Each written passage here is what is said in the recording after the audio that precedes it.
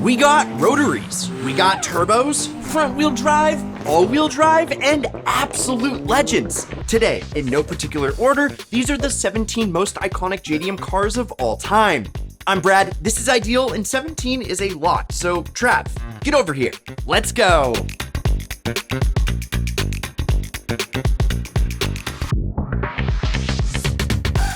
The Toyota Celica GT4, particularly the ST205 version, is a beast of a JDM machine. The first time a Japanese car maker entered the WRC with a turbocharged all-wheel drive car, and they won titles. It marked a significant change in the rally landscape, which had been completely dominated by European manufacturers. The GT4 was an engineering feat, and get this, they used a special bypass valve on the turbocharger that bypassed the mandated restrictor plates in the Group A rally cars that allowed up for 350 horsepower, or roughly 50 more than all the competition.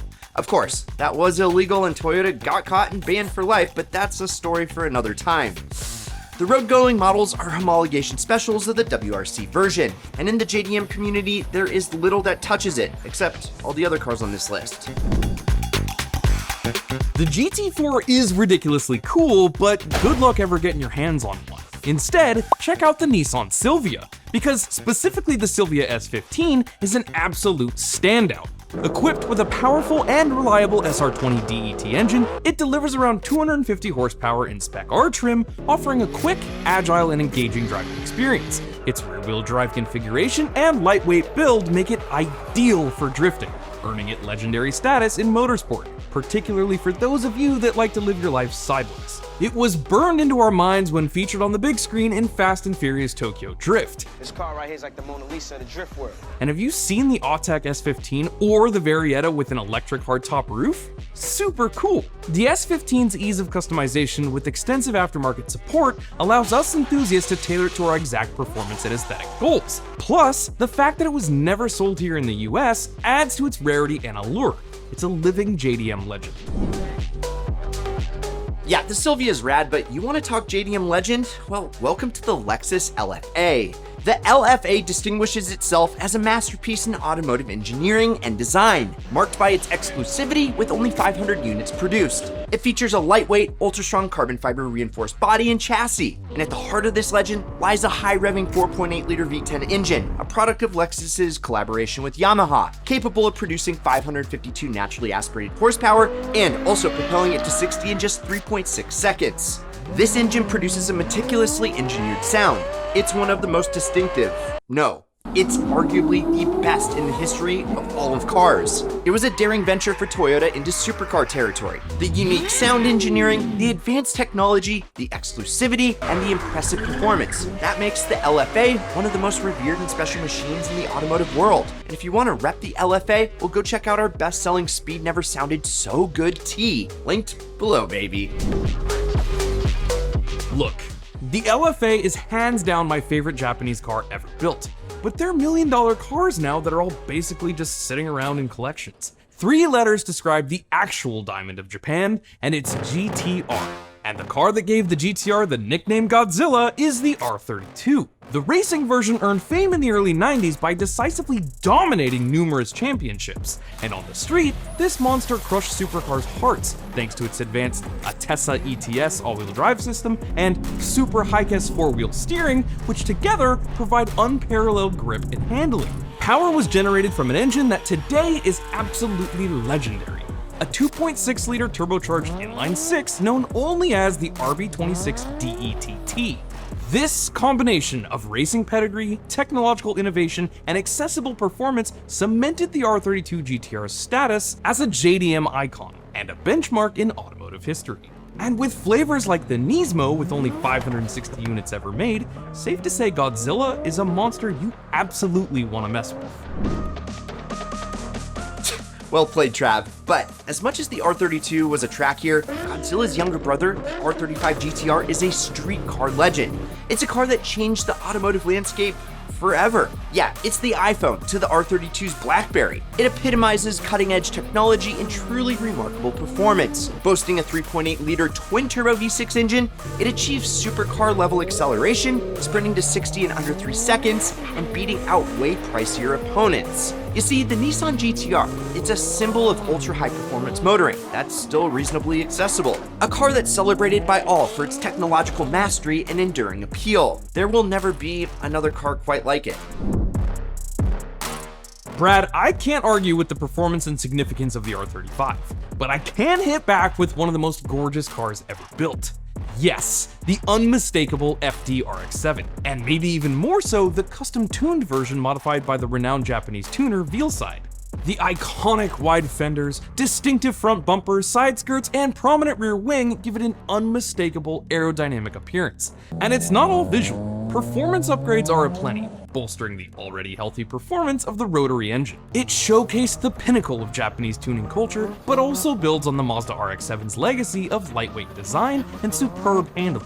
The Veilside FD is a coveted piece amongst car enthusiasts, embodying a perfect blend of distinctive style and enhanced performance. But if I'm honest, me personally, I'd probably just go with a factory original. Yeah, the RX-7 is unbelievably pretty, but my next pick is the car that actually starts every day. Apex seals, anyone? Just kidding. JDM and VTEC go together like sashimi and rice. The DC2 is a delicacy. This Type R serves up an exceptional blend of performance, design, and exclusivity. Known for its high-revving 1.8-liter B18C engine with VTEC technology, it delivers about 200 horses, and that's over 100 horsepower per liter, which is a very impressive figure. Plus, thanks to Honda's Jenny Craig diet, it's light, and it handles like it's on rails. And the iconic Type R badging on championship white paint is what wet dreams are made of. This thing is a Japanese performance winner, one that we will never see again given the new safety standards, which is very unfortunate. As cool as fast front-wheel drive cars are, they'll just never quite beat a mid-engined rear-drive sports car in my opinion. And the second iteration of Toyota's mid-engine Sportster is the poor man's Ferrari. Usually, mid-engine designs are reserved for high-end sports cars and exotics because it offers excellent weight distribution, which results in nimble handling. But Toyota decided to do it for the sports car of the people, and it made a huge impact. It was the affordable, practical daily driver that enthusiasts loved to wheel. And some came stock with a turbo, giving it that much-needed punch to compete with the big boys. It's an incredible car and a blast to drive, and that's why it snuck on this list. Cool story, bro. But you want to talk Toyota? Then let's talk Supra. TLDR, it was made famous by the Fast and Furious, which showcased just how tunable the 2JZ engine actually was. And for so many people that weren't in the know, the movie made it an overnight sensation. And you know the rest. Cars are now fetching 6 figures plus regularly. It's just insane. Especially since the Ferrari it raced in the film, yeah, the F355, that was more than you can afford, pal. More than you can afford, pal. Ferrari. Trades hands for less on average than a twin-turbo Supra. Ugh, how times have changed. Yeah, the Supra's cool, but underneath it all, it's really a grand tourer. Say the phrase R34 though, and any enthusiast starts salivating.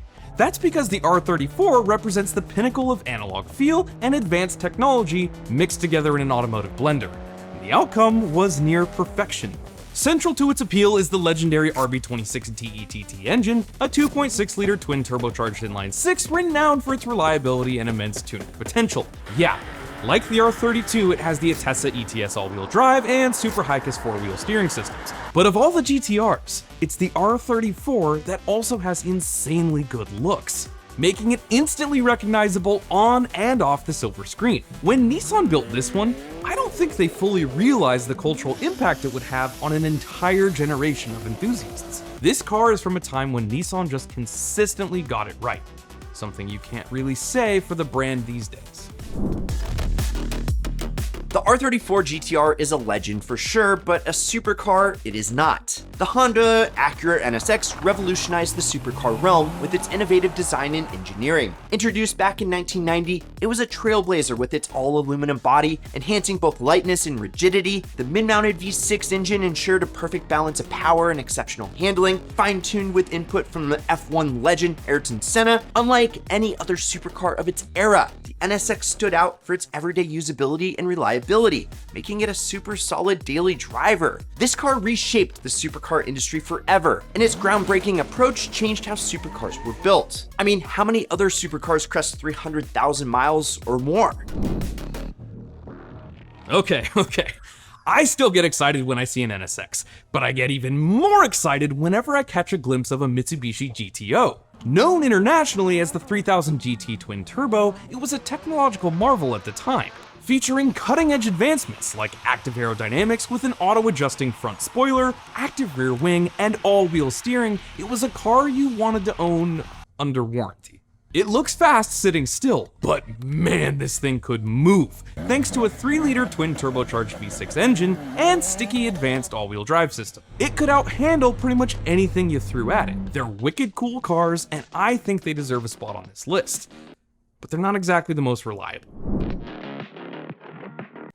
You're kidding. The 3000 GT, it's just too much drama. Go with something simpler, like an MX-5. Now, it's the car that's always the answer, but back in 1990, when the NA Miata was first introduced, complete with those pop up and down headlights, it took on the spirit of a classic sports car in contemporary form. It brought the quintessential roadster design to the masses, and thanks to its responsive handling, rear-wheel drive, and well-tuned suspension, well, it became the world's best-selling car, well, sports car in the world. And guys, just let that sink in.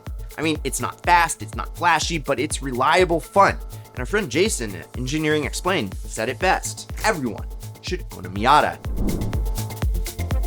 For every David, there's a Goliath. And it took 10 years of watching Mazda's success before Honda decided it wanted a piece of the sports car pie with the S2000.